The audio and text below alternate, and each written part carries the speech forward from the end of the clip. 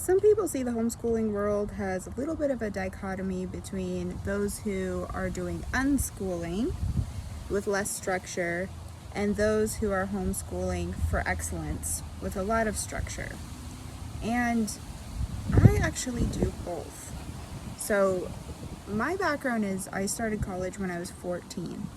And it had nothing to do with my parents, actually. My parents were highly neglectful, and I actually had to go enroll myself in college just because I needed to, because I wasn't able to enroll myself in the public school, and had I not done either, I would have just been done with school at 8th grade level, and that was not acceptable to me. So I was kind of forced into starting college when I was 14, and so that tells you I'm someone who is very structured and very committed to excellence, and I did do an excellent job in college. I got an almost perfect 4.0 and got a degree in economics, but that life, decades of hard work, because then I did a career after that, and I've always had to rely on just myself. It led to burnout. And so I don't know if I was ever truly a type A person. I was just put in a situation where I had to be a type A person because no one else was going to be checking if I did my homework or making sure that I'm even alive, frankly. So it all fell onto my shoulders, and so I had to be type A. But I think that my body and my mind and everything, eventually I kind of got to this point where I am safe and I can be more myself, and maybe I'm revealing I'm more of a type B person. And so I chose to homeschool my kids way before they were even born, before they were even conceived, actually before I even had a boyfriend. I knew I was going to homeschool my kids because I didn't want them to waste time in public school.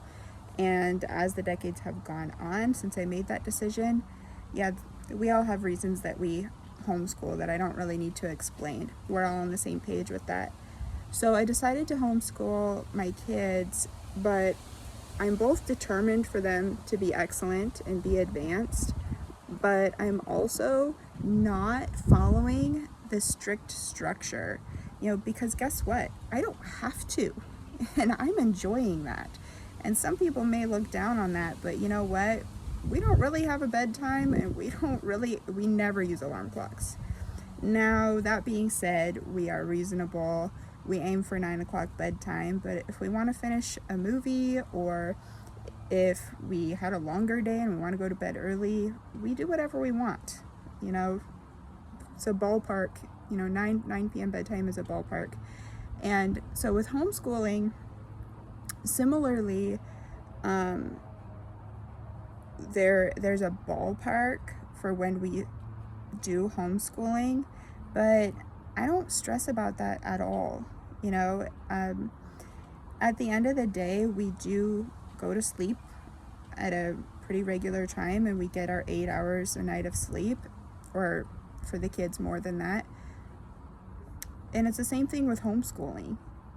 We get a certain number of lessons done, we get a certain of things checked off our checklist, and we follow our curriculums. We don't skip, we don't take shortcuts, and we're over a year ahead, and they're pretty young. So to be more than a year ahead is saying a lot. And so at the end of the day, we have standards, but we don't necessarily follow a strict schedule. We don't follow a strict schedule. And I think that that's one of the greatest things about homeschooling is we can follow our own circadian rhythms.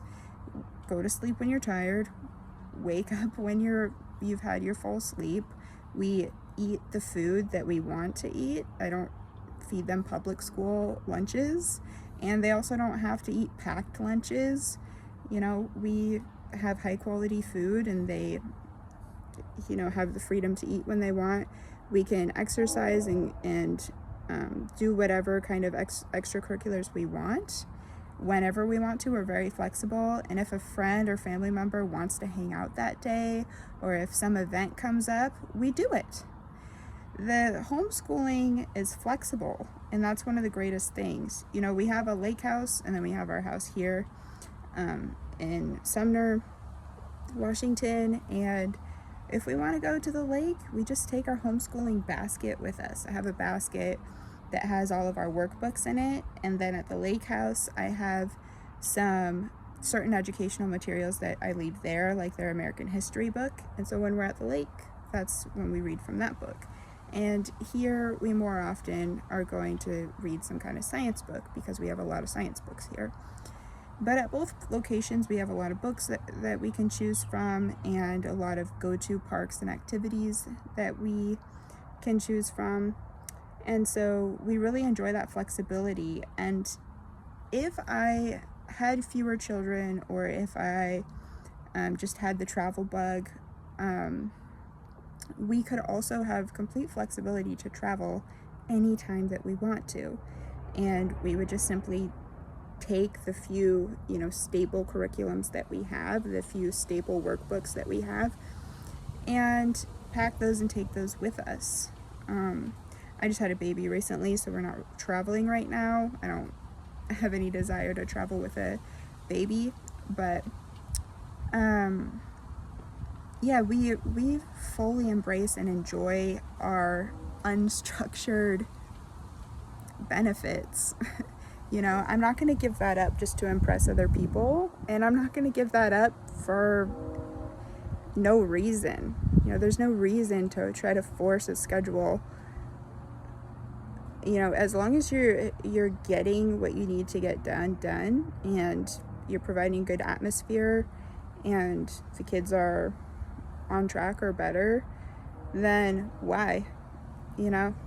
Just to try to fulfill some image of perfection, some ideal that was sort of arbitrarily set. I'm all for structure if there's an actual purpose for it, if it's actually serving a purpose, and it's just not. It just doesn't serve a purpose for us. So I know that there are some influencers out there who talk about being disciplined and this and that, and it's like, well, I definitely have standards, and meet your standards, and your standards need to be good enough, right? Like, they can't be falling behind, right? But there's no reason to put extra stress on yourself to try to meet somebody else's standards, So that's my 2 cents on that, and it works for us. We don't schedule out every 15 minutes of our day like I used to do back when I felt like I had to, when I was a teenager and young adult.